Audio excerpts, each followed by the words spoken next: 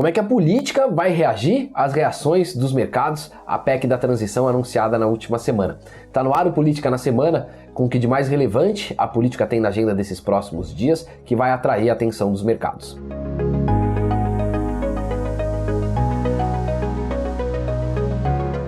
Olá, eu sou o Paulo Gama, aqui do time de análise política da XP, e venho aqui conversar um pouquinho sobre as reações esperadas para a política depois de toda a reação negativa dos mercados ao primeiro enunciado da PEC da transição, aquela que a gente já conversa aqui há um tempinho, que tem a pretensão de abrir espaço fiscal no orçamento de 2023 para acomodar alguns gastos de promessas feitas durante a campanha presidencial. A gente já conversa aqui sobre esse assunto há bastante tempo, sobre a necessidade que haveria em qualquer um dos cenários possíveis para a eleição presidencial de que fosse discutida uma proposta para garantir em 2023 os pagamentos, principalmente dos auxílios sociais que são pagos atualmente pelo governo, sobre a necessidade que haveria, passada a disputa, de se discutir algum tipo de mudança constitucional para assegurar em 2023 recursos suficientes para manter os níveis de benefícios sociais que estão sendo pagos pelo governo agora nesse segundo semestre de 2022. A eleição passou e a hora dessa discussão chegou. Desde o início do processo de transição, então, está em discussão o que tem sido chamada de PEC da transição, que é uma proposta para alterar a Constituição e assegurar justamente recursos para esses benefícios a partir de 2023. O que acontece é que no decorrer dessas discussões, o governo eleito, a equipe de transição, acabou apresentando uma fatura um pouco maior e o desenho que chegou a ser falado, que não chegou a ser formalmente protocolado, mas anunciado ali pelos interlocutores do governo de transição junto ao Congresso, era um desenho de um espaço fiscal muito maior que o necessário para acomodar esses gastos. Depois de uma série de discussões ali entre integrantes do time de transição, com o presidente da Câmara, Arthur Lira, presidente do Senado, Rodrigo Pacheco, integrantes da comissão que discute o orçamento no Congresso, o desenho ao qual se indicava ali a discussão era de abertura de um espaço de 175 bilhões de reais adicionais ao teto em 2023, a partir da retirada do programa de transferência de renda desse limite de despesas, o que deixaria um espaço de cerca de 105 bilhões de reais livres para remanejamento no orçamento de 2023, justamente para acomodar outras promessas de campanha que não a manutenção do benefício social, como o reajuste do salário mínimo com valores acima da inflação, por exemplo,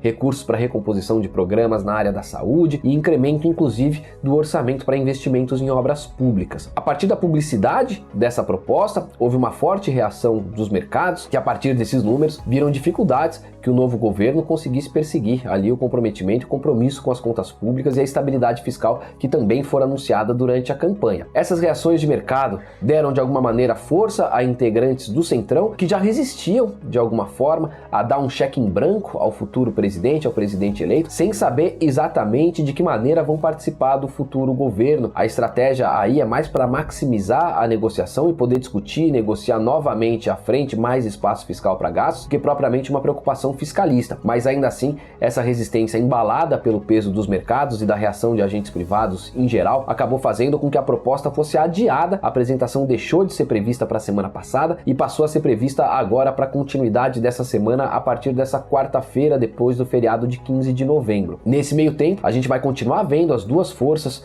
tentando atuar. De um lado, a parte política ali da transição, tentando fazer um processo de convencimento junto a esses atores do Centrão, justamente para assegurar a eles espaço no novo governo, reeleição do presidente da Câmara, deputado Arthur Lira, para que eles possam ter segurança de que vão partilhar ali à frente desses recursos que estão sendo abertos agora, desse espaço orçamentário que está sendo aberto. Mas por outro lado, a parte mais pragmática, mais preocupada ali com as questões de responsabilidade fiscal, tentando enveredar essa discussão para uma PEC com uma abertura menor de espaço em 2023, que sinalize um pouco mais de sustentabilidade dos nossos gastos à frente. Essa é a disputa que vai se travar entre agora e quarta-feira, e o que a gente vê é uma possibilidade sim de contenção de danos em relação ao que havia sido enunciado pela parte política ali da transição na última semana, mas sim uma mudança completa na direção dessa proposta. Então, as discussões em torno do desenho final da PEC da transição depois do adiamento da semana passada, esse é o ponto mais relevante da agenda da política nessa semana para todos os mercados.